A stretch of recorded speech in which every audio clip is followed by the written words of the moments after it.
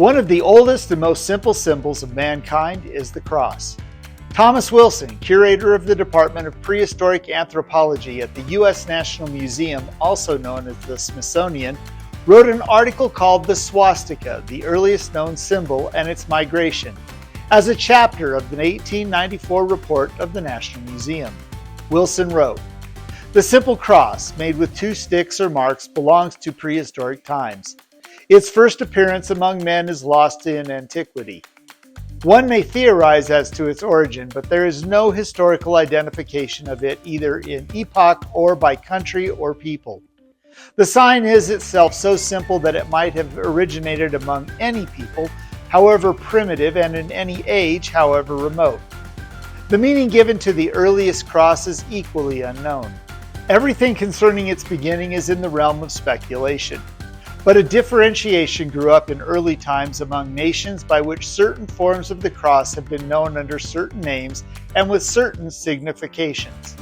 Some of these, such as the Maltese cross, are historic and can be well identified." Wilson went on to write, "Of the many forms of the cross, the swastika is the most ancient. Despite the theories and speculations of students, its origin is unknown. It began before history and is properly classified as prehistoric.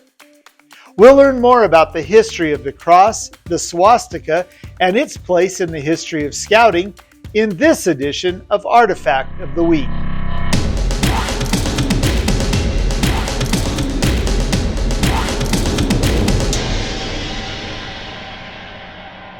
In its most basic sense, the cross is a geometrical figure consisting of two intersecting perpendicular lines. This simple design can be found in petroglyphs dating back to the Upper Paleolithic era, which would be 50,000 to 12,000 years ago. Many scholars believe that the cross symbol, even in prehistoric times, may have referenced the four elements: earth, fire, water, and air, or the four cardinal directions: north, south, east, and west.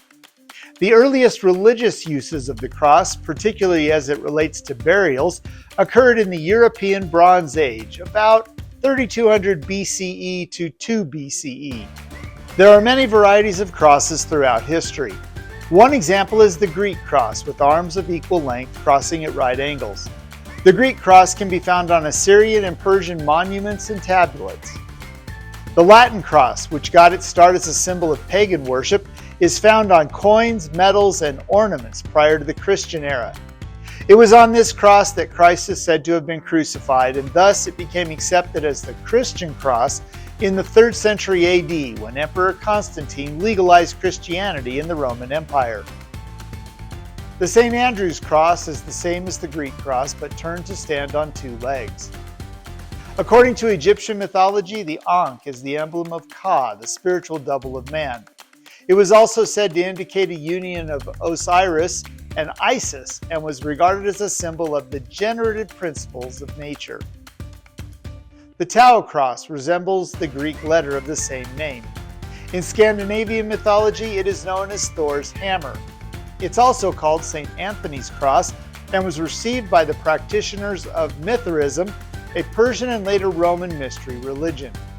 The Tau cross was placed in blue on the forehead of newly received practitioners.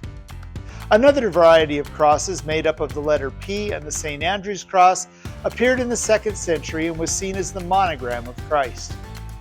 The Maltese cross is a medieval design and was used to represent the military order of Knights of Malta. Celtic crosses are most common in Ireland and Scotland and are frequently made of stone, and historically were set up at marked places on the side of the road. While this only represents a few of the many versions of the cross that have been created and used by man, there is one other variation, the swastika, that dates back over 12,000 years, and scholars agree it is the oldest form of a cross depicted by man. Swastikas can have 2, 3, or 4 legs in their design. When the swastika makes more than one bend on each of its legs, it's called meandering. The word swastika derives from Sanskrit and means conducive to well-being. It is considered to be a sacred and providential symbol in Hinduism, Buddhism, and Jainism, which goes back more than 11,000 years. In Hinduism, the right-facing symbol symbolizes the sun, prosperity, and good luck, while the left-facing symbol symbolizes the night and darkness, or death. For Buddhists, the swastika represents success, favorable circumstances, encouragement, and positivity. In Jain symbolism, it represents the 7th of the 24 spiritual teachers and saviors. The swastika can also be found in Native American cultures, particularly with the Navajo and Hopi. The oldest identified form of the swastika created by man was part of a design of a bird that was carved from a mammoth tusk more than 15,000 years ago and found in 1908 during the excavation of the Paleolithic settlement of Mezin in modern-day Ukraine. The swastika is also viewed as a naturally occurring design as seen in images of spiral galaxies. In the Western world, the swastika was seen as a symbol of good luck and prosperity. It can be found as a decoration in architecture, minted on coins that served as good luck charms, and it was printed on postcards to send good wishes to others. Baden-Powell and his wife Olave even had personal thank you cards that included the swastika that they would send out routinely to friends. Businesses and military units included the swastika in their logos and advertising materials. Pilots in the early days of aviation wore swastikas as good luck charms. All of this aided BP in extending the use of the swastika in the early days of the Scouting movement. In 1908, Baden-Powell introduced the thanks badge. The design was simple, a swastika with a small loop so it could be attached to clothing with a small pin. His idea was for Scouts to make the badge themselves and give it to whoever they felt had done them a good turn. This design lasted until 1911, when factory-made badges were produced and the fleur-de-lis was added to the design.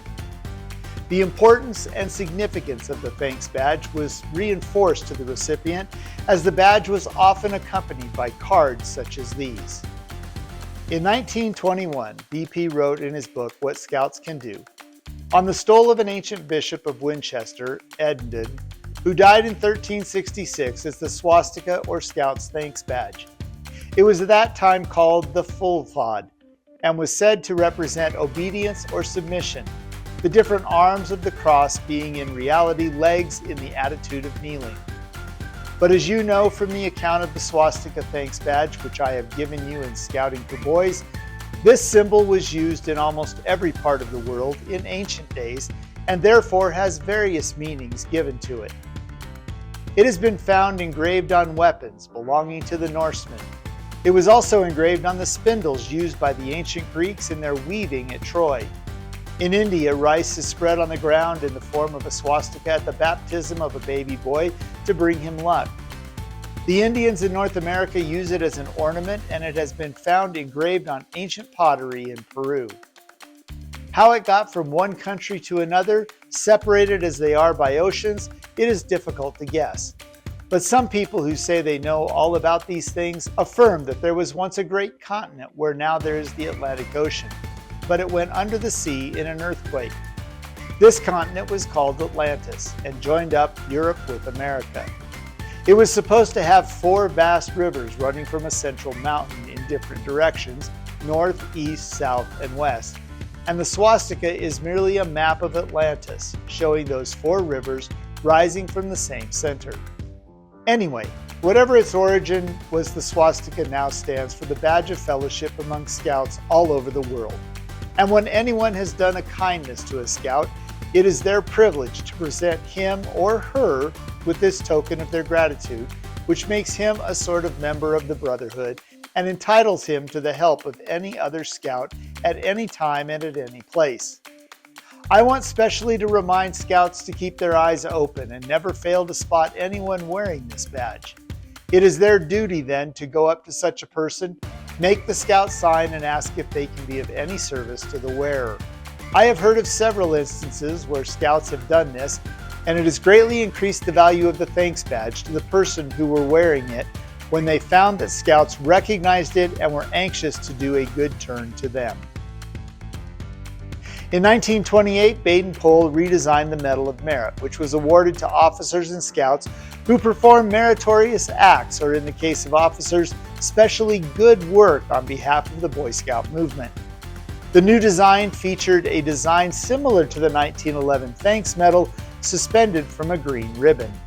The swastika remained a part of the Thanks Badge and the Medal of Merit until 1936, when they were removed from Scouting after the German National Socialist Party, who adopted the swastika as their symbol in the late 1920s, rose to prominence, and their version of the swastika began to represent very un-Scout-like values and actions both inside and outside of Germany. On September 5, 1935, the symbol became the centerpiece of the official flag of Germany. Now, technically speaking, the Nazis did not use the traditional swastika as their symbol. It was in fact called the Hakenkreuz, or hooked cross, and they referred to the symbol as the forward-facing wheel of prosperity. Here at Philmont, you will find a number of swastikas if you look in the right places. At the Casa del Corazon, also known as the Ed Peace Home, you will find a postcard of the Swastika Hotel in Raton. The top of the building has many swastikas built into the stone masonry as decorative features. There is also a spoon on display with a swastika at the end of the handle.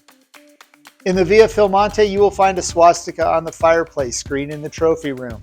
You'll also find swastikas on one of Waite's belt buckles, as well as his trustee pin from the Second American Indian Exposition held in Tulsa in October 1937.